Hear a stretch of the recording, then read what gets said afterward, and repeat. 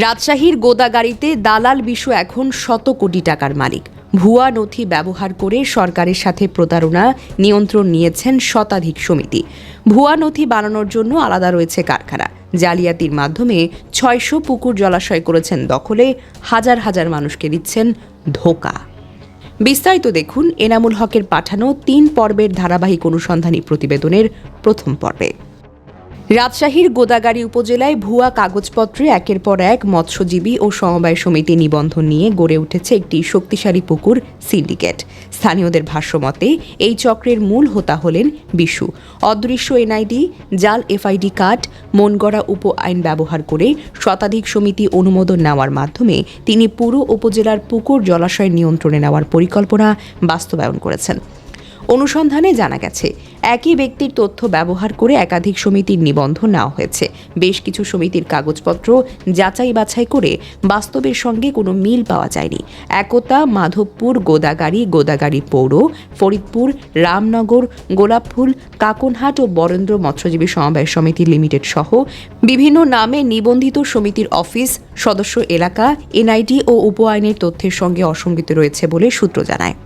তালিকাভুক্ত একটি সমিতির সভাপতি হিসেবে উল্লেখ থাকা খালিদ হাসানের সঙ্গে যোগাযোগ করা হলে তিনি জানান, তিনি চারঘাটের বাসিন্দা এবং এই ধরনের কোনো সমিতির সঙ্গে তিনি যুক্ত নন।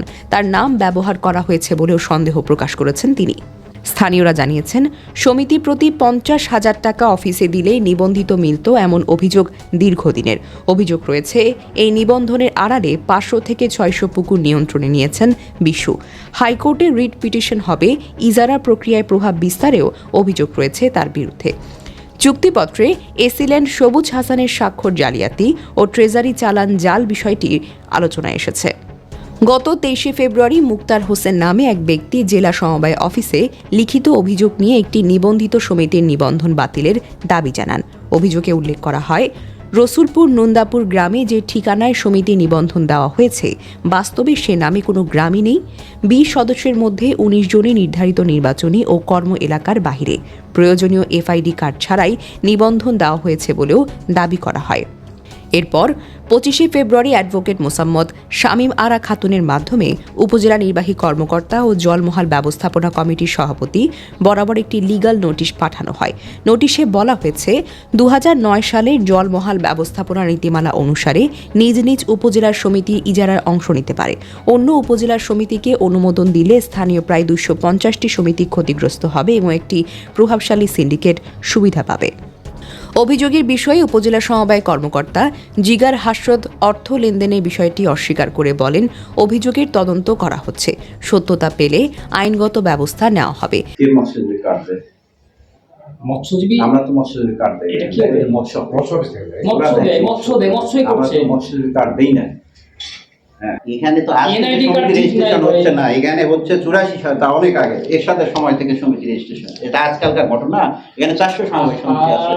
বিষয়টা বুঝতে হবে। আপনি বললেন একটাও পাসপোর্ট কেন পাওয়া যাবে না? আমি ওরাও দেখভাল করে। হ্যাঁ হ্যাঁ, উনি নিচে ৩-৪ জন থাকে, ওরা দেখভাল করে। ফাইনালি নিচেই অফিসটা আমাদের জেলা সংগ্রাম। জি জি, ম্যাডামরাও বসে, ৮-১০ জন ইন্সপেক্টর আছে, আর ডিসিও স্যারও আছে জেলা সংগ্রাম। জি। জেলা সমবায় কর্মকর্তা মোহাম্মদ রবিন ইসলাম বলেন, ভুয়া তথ্য দিয়ে কেউ লাইসেন্স দিলে তদন্ত সাপেক্ষে ব্যবস্থা নেওয়া হবে। গোদাগাড়িতে সমবায় নিবন্ধনের এই অস্বচ্ছ প্রক্রিয়া কিভাবে বিস্তৃত হলো, কারা রয়েছেন নৈপথ্যে, আর কত জলাশয় ইতোমধ্যে নিয়ন্ত্রণে গেছে, তা নিয়ে ধারাবাহিক অনুসন্ধানের দ্বিতীয় পর্বে থাকছে আরও বিস্তারিত। চোখ রাখুন অগ্রযাত্রা প্রতিদিনে।